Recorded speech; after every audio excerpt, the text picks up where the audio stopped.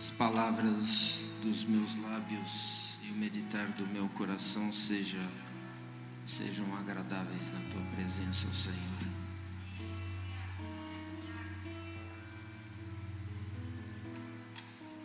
Pois é, vamos para uma pequena passagem da carta de Paulo a Timóteo, da 1 Timóteo. Vamos lá no capítulo 4, no verso 16. Capítulo 1 Timóteo 4,16. Tem cuidado de ti mesmo e da doutrina. Continua nestes deveres,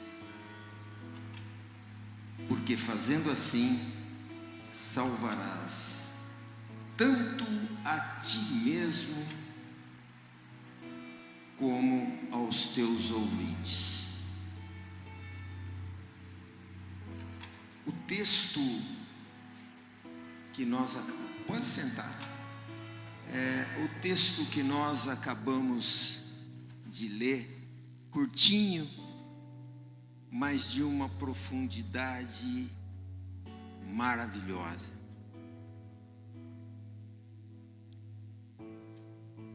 Paulo coloca logo no início a expressão cuidado de ti mesmo. Cuidar de si.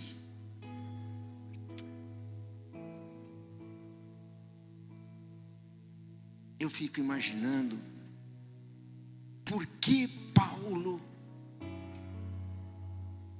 falou para Timóteo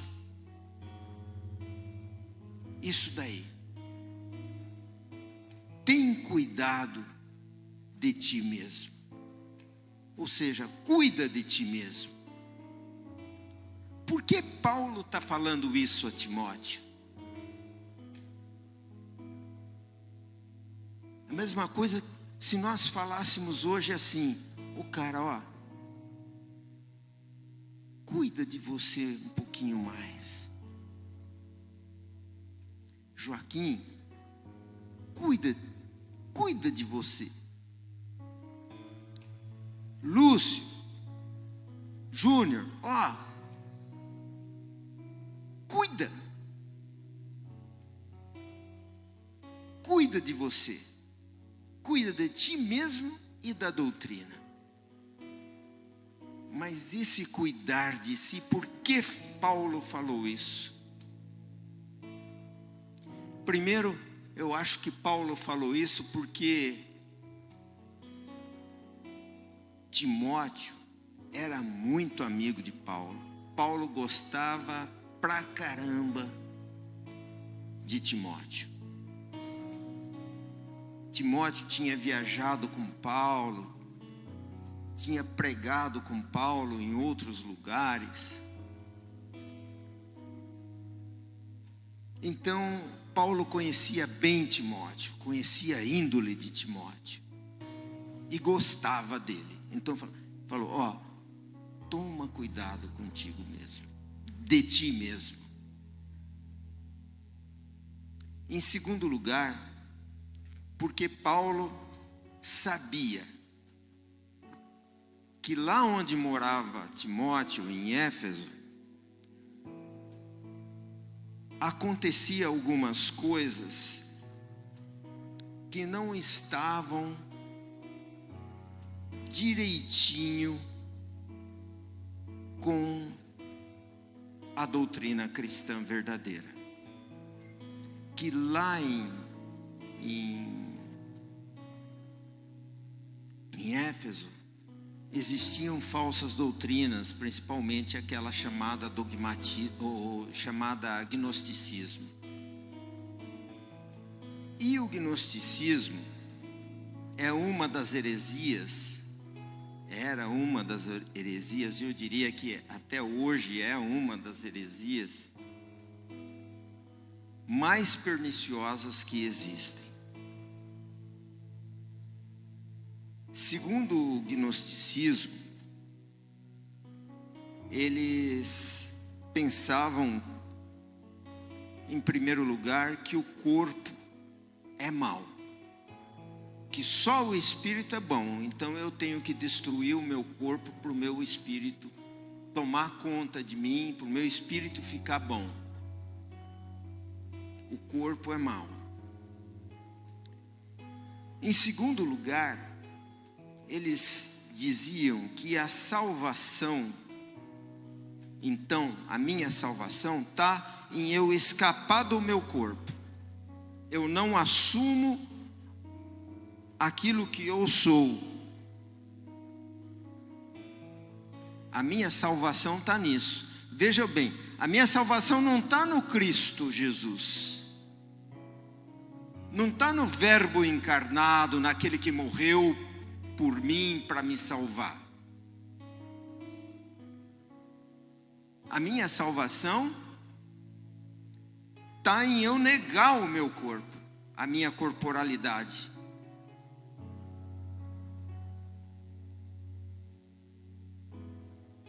E negava também, com isso daí, eles negavam a humanidade de Cristo.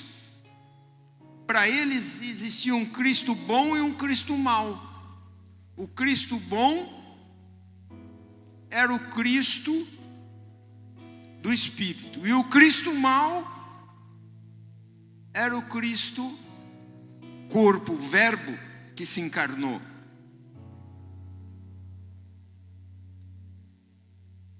E isso daí, com isso daí, eles dizendo que existia um Cristo mau, e identificando com o meu corpo que é mau, eles também se tornavam tão perniciosos que eles admitiam qualquer coisa do ponto de vista moral. Eu posso violar a matéria, então eu posso violar a lei. Eu posso violar as regras morais. Eu posso violar tudo. Então eu fico com o pé aqui, outro ali, com o pé em duas canoas. Sabe? Eu venho na igreja, canto, oro, professo, saio da igreja, começo a ser pernicioso, começo a enganar o meu irmão. Tenho duas caras.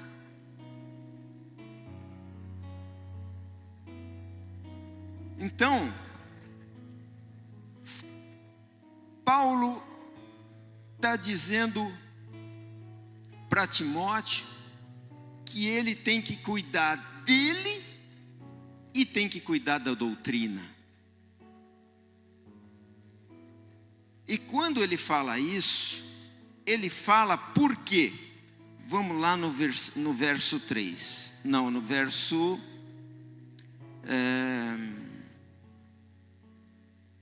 no verso 1. O Espírito afirma expressamente que nos últimos tempos alguns apostatarão da fé por obedecerem a espíritos enganadores e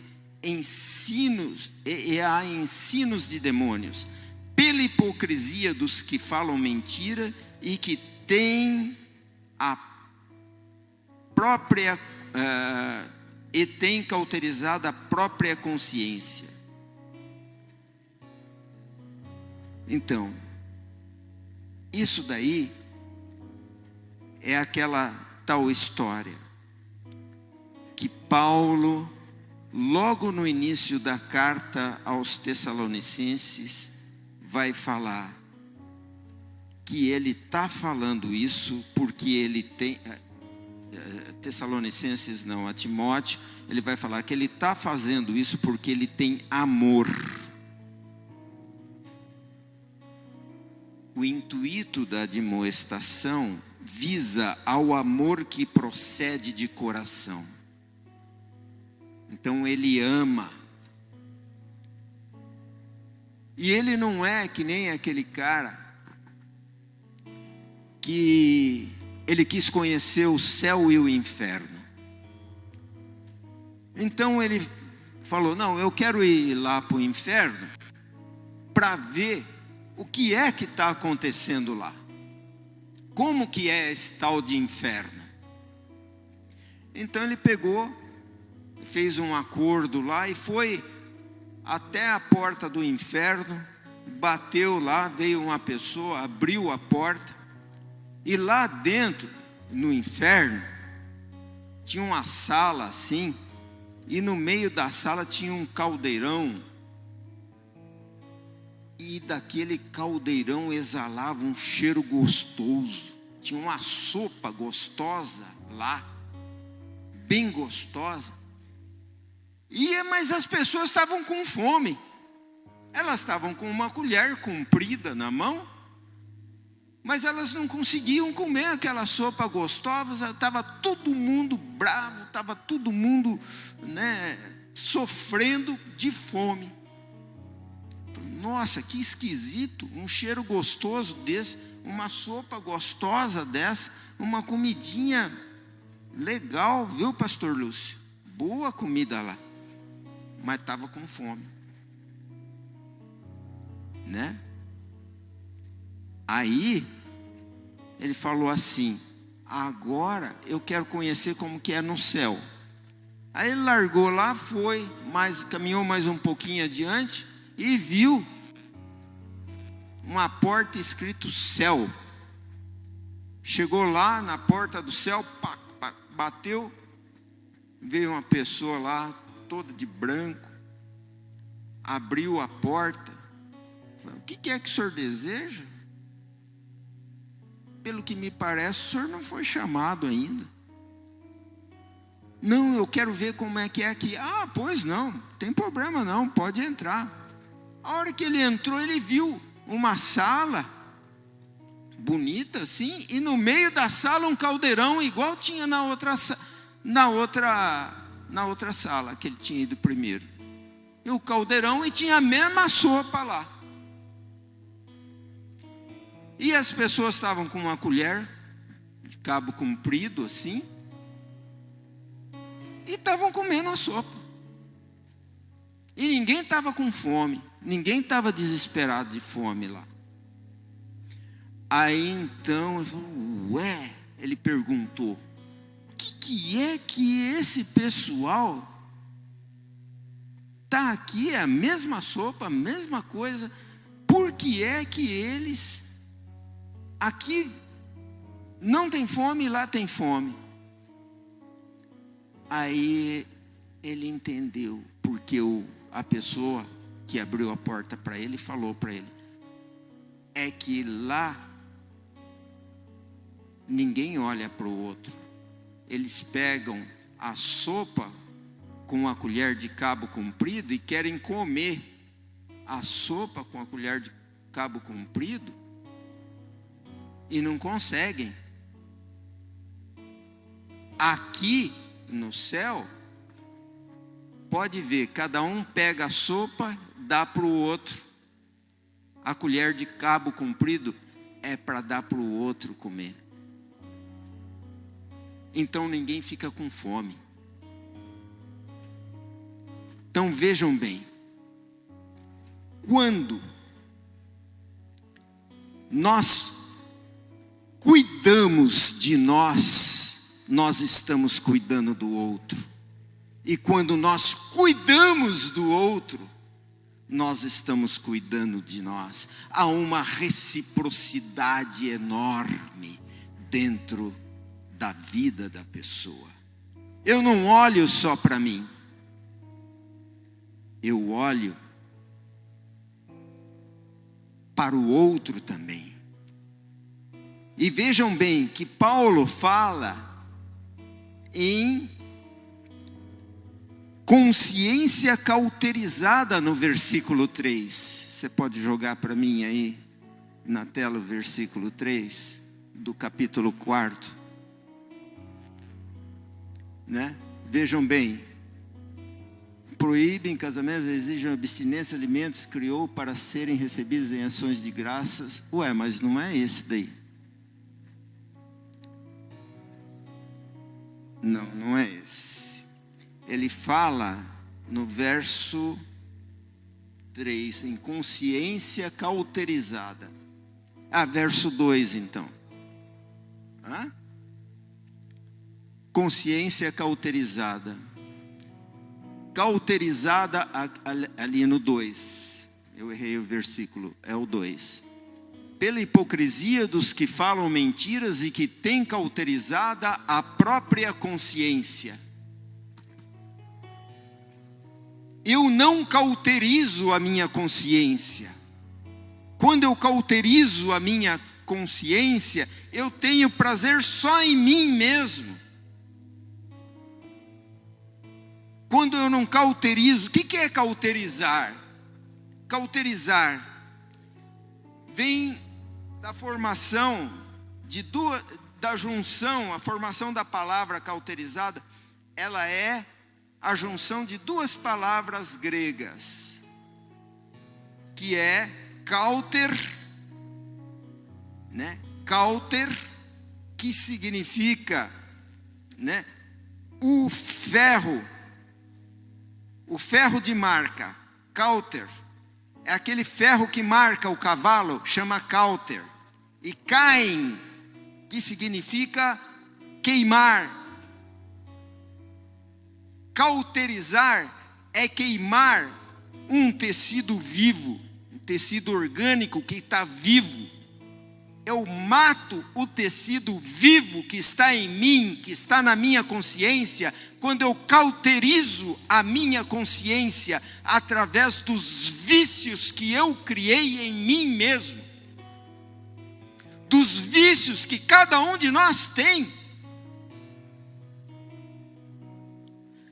Paulo fala para a gente tomar cuidado com isso daí, para não cauterizarmos a nossa consciência.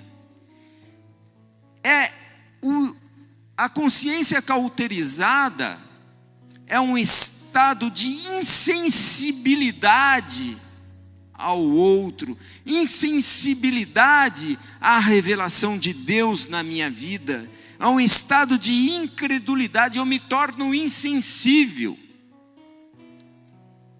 Então, que se lasque o outro, o meu negócio é eu me satisfazer com essa situação aqui e agora. Só que eu não percebo que quando eu cauterizo a minha consciência, eu estou vagando pelo deserto, como falou o pastor Lúcio domingo passado, no sermão dele. De uma certa forma, esse sermão de hoje é uma continuação do sermão do pastor Lúcio. Porque eu vi que ele falou sobre o deserto, então eu queria falar o cuidado que nós devemos ter conosco para não entrar no deserto, ou se estando no deserto, o cuidado que nós deveríamos ter conosco mesmo. Então, e outra coisa no versículo 7, rejeita as fábulas profanas e de velhas caducas. Senão a gente vai ficar contando historietas que não condizem com a verdade do evangelho transformador em minha vida. Por isso, no verso 10, Paulo fala que é um Deus vivo, não são essas histórias de caduquice, essas historietas que a gente escuta falar, não é a fofoca, não é o disque-disque, não é a caduquice que nos salva, é o Deus vivo. É o Deus vivo, ele fala aqui no verso 10, é o Deus vivo. Teoxote é o Deus vivo. Deus vivo significa Deus pujante. Deus pujante. Um Deus que se encarna e transforma a minha vida, que transforma a minha matéria. Minha matéria não é má, ela só precisa estar no Deus vivo, no Espírito do Deus vivo, no Teoxote.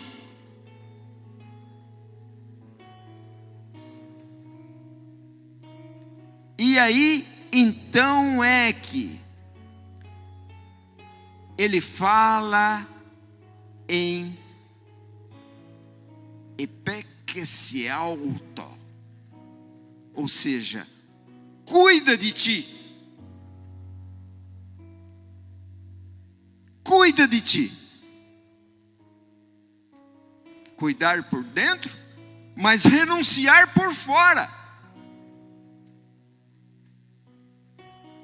Renunciar àquelas circunstâncias viciosas que estão ao meu redor.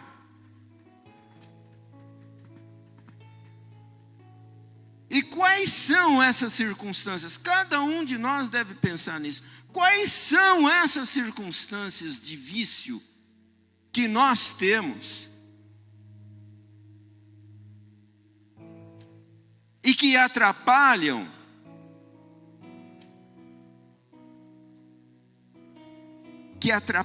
a busca que Deus faz dentro de nós?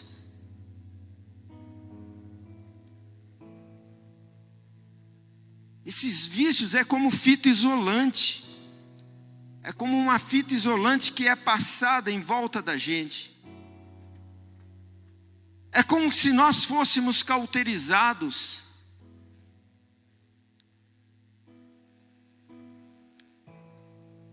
Então, o cuidado, da onde que vem? Porque Paulo fala cuidar de ti para Timóteo.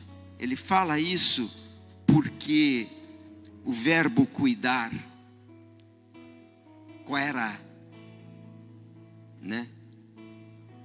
Vem de um verbo, qual era? Vem de um verbo latino que é coerere. E o que significa isso? Significa estar juntinho, estar aderido, estar colado. Estar colado em Deus e no Deus vivo.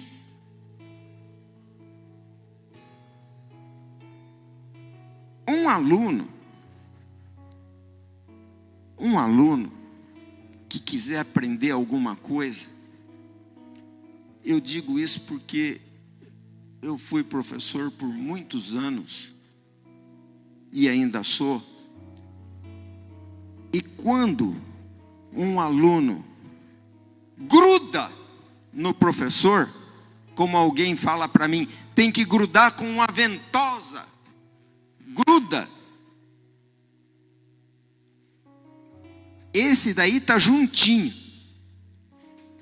Nós temos que nos grudar em Deus, no Deus vivo, como se nós tivéssemos ventosa, grudar no Evangelho, colar no Evangelho, ficar colado, aderido. E essa aderência não vai ser só da minha parte aí, então. Essa aderência será recíproca. É como se fosse aquele durex de dupla face. Cola de um lado e cola do outro. eu colo em Deus, Deus cola em mim. Aí sim é que eu quero ver. Porque Deus colando em mim, eu me torno um enxerto de Deus. Romanos, vamos lá em Romanos 11:17. Joga lá para nós, Romanos 11:17. Vamos lendo. Se porém alguns dos ramos foram quebrados, e tu, sendo oliveira brava, foste enxertado em meio deles, e te tornaste participante da raiz e da seiva da oliveira. Não é conversa fiada. O negócio é sério. Eu me torno um enxerto. Quando eu grudo, eu me torno enxerto. Eu estou enxertado. E eu passo então a usufruir da seiva da planta mãe. O seu Hildebrando, ele diria assim para mim, da seiva do cavalo, né, seu Hildebrando? Já fez muito enxerto de uva na vida dele, né? Brota coisa nova, brota vida nova, brota vida transformada. Eu estou enxertado em Cristo, não é em uma coisa qualquer. Estou enxertado em Cristo, e Cristo cuida de mim. Aí então, isso significa ter vida em Cristo. Isso significa amar. Isso significa deixar as frescurites de lado. Sabe o que é uma frescurite? Frescurite é a inflamação das glândulas frescas, as glândulas de frescuras que nós temos. E todos nós temos, sabe?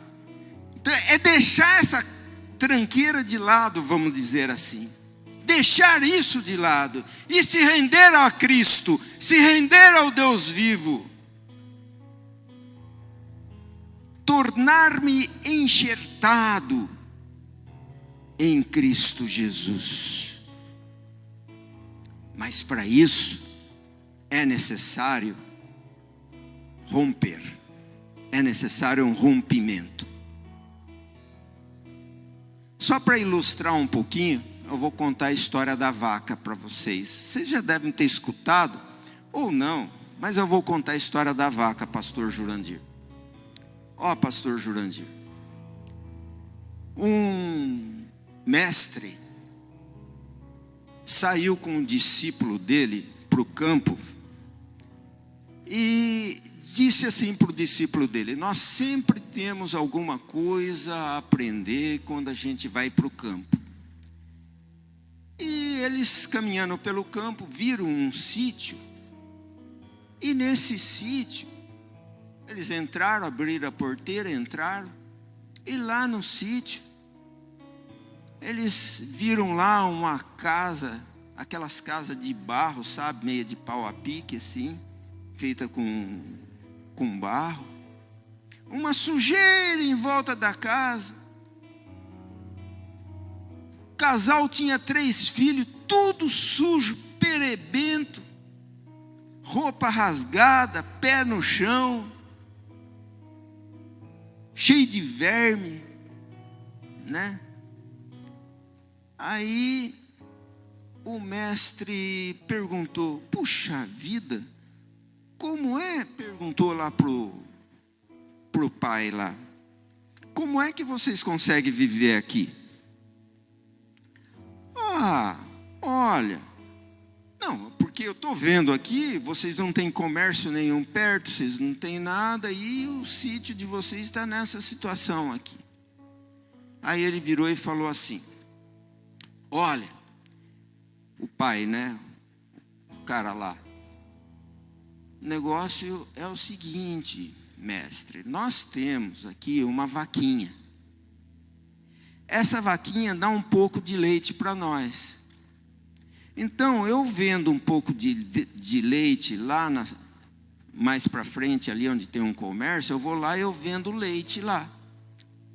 Com o que sobra, a gente faz um pouquinho de queijo, coalhada, a gente faz umas coisas para a gente comer aqui em casa. E assim a gente vai levando a vida. Aí, tá bom, muito obrigado. E saiu o mestre com o discípulo, saíram embora de novo. Chegou a hora que ele estava um pouquinho longe assim, ele falou para o discípulo, o mestre falou para o discípulo, olha, vai lá, pega a vaca e joga no precipício. O discípulo falou, mas eu vou pegar o único meio que esse pessoal tem de comer, de sobreviver, e matar ele? Perguntou para o mestre não falou nada, ficou quieto. E diante do silêncio do mestre, o discípulo foi lá, pegou a vaca, levou até o precipício e jogou ela lá embaixo, e a vaca morreu. Essa nem para o brejo foi, essa foi para o buraco direto. Aí, e foram embora. Depois de muitos anos, eles voltaram. Eles voltaram não. O rapaz, o discípulo, ficou com aquele problema de consciência e falou assim, eu vou lá, vou vender tudo que eu tenho, vou lá e vou ajudar eles. Vou ver como é que eles estão, se estão passando fome, se estão necessitados ou não. Eu vou fazer alguma coisa por eles. E pegou e foi. Chegou se aproximando do sítio, ele viu uma belezura de sítio assim, tudo verdinho, plantação, era uma beleza aquilo, né? Tudo bonito. Aí, então, ele falou, mas aqui só tinha porcaria, só tinha mato, não tinha nada, agora cheio de plantação, tinha uma casa bonita, uma casa de alvenaria bonita assim também, carro na garagem, trator lá no celeiro, né? Trator lá, tudo bonito assim. Aí ele chegou e perguntou para o administrador, escuta, onde que está aquelas pessoas que moravam aqui antigamente? Aí o administrador falou, eles estão morando aqui ainda. Mas como é possível? E nisso apareceu o dono, que era o pai. O dono falou assim, ele perguntou para o dono, como é que o senhor está aqui, tudo bonito assim? Por que aconteceu isso? Como é que aconteceu isso assim? Aí o dono virou e falou assim, olha, a gente tinha uma vaquinha que caiu no precipício e morreu. Aí então nós tivemos que se virar, ser criativos, encontrar formas da gente sobreviver aqui. Então nós fomos conhecendo novas formas de se viver. Nós rompemos com a vaca e tivemos uma vida nova.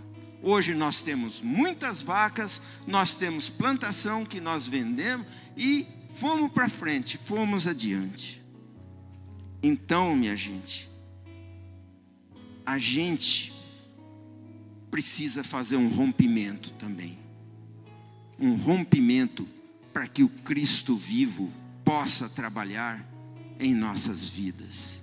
Qual é o rompimento que você tem que fazer? Qual é a vaca que você tem que matar? Qual é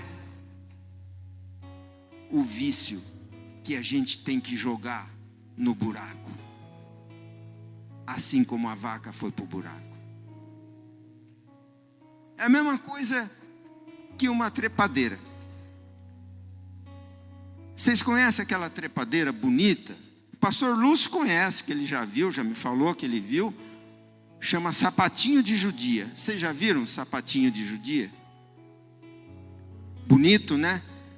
Cresce, vai se enrolando, enrolando, subindo, e depois dá aquelas pencas de flor bonita assim. Um dia, uma pessoa viu que o sapatinho de judia estava enrolando no lugar errado. Foi lá e cortou o sapatinho de judia. E a outra pessoa que estava junto falou: ai, que dó, vai morrer o sapatinho de judia. Não, simplesmente podou bem podado. Daquela poda brotaram brotos mais bonitos, mais alviçareiros, e o sapatinho de judia começou a produzir mais flor. Assim somos nós também. Às vezes a gente tem que fazer os nossos cortes. Por quê?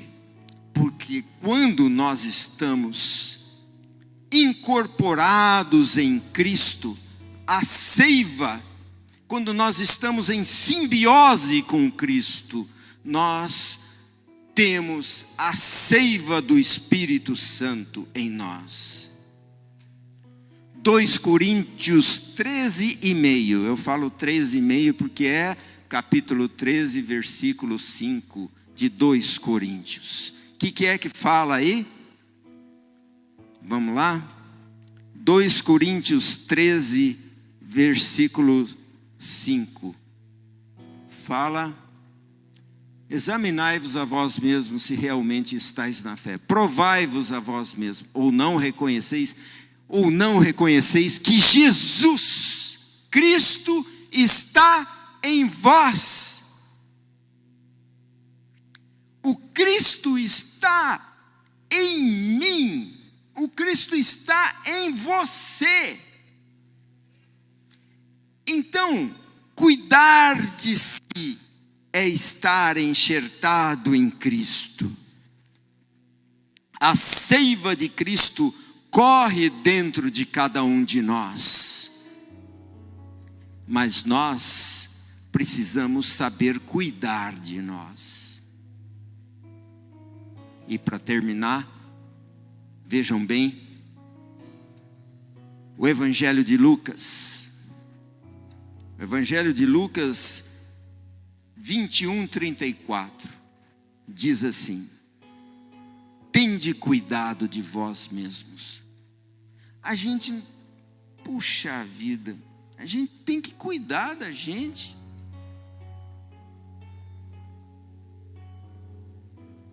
Eu tenho um amigo,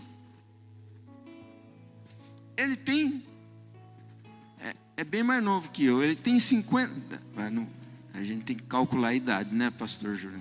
Ele tem 50 anos, ele tem 50% das suas artérias comprometidas. Está tudo encebado, os canudinhos de veia lá dentro dele, está tudo encebado. 50%. Significa que ele tem 50% praticamente a menos de vida dentro dele. Não cuida. Alimentação, etc. Tal. A gente tem que ter cuidado. E na vida espiritual também nós temos que ter cuidado de nós. Senão a gente fica tudo encebado, cauterizado. É uma encebação só, meu Deus do céu. Então, vejam bem, tende cuidado de vós mesmos, para que jamais vos suceda que o vosso coração fique sobrecarregado com as consequências da libertinagem, da embriaguez e das ansiedades.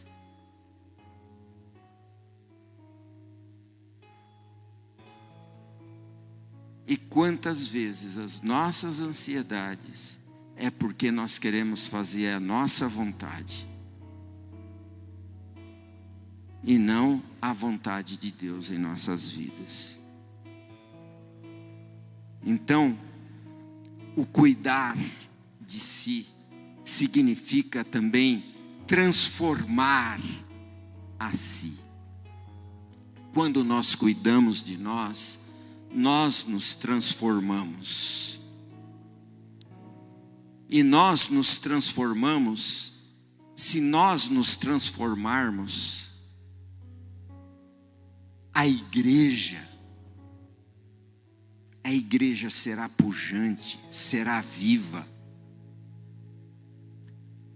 A igreja será completamente outra coisa.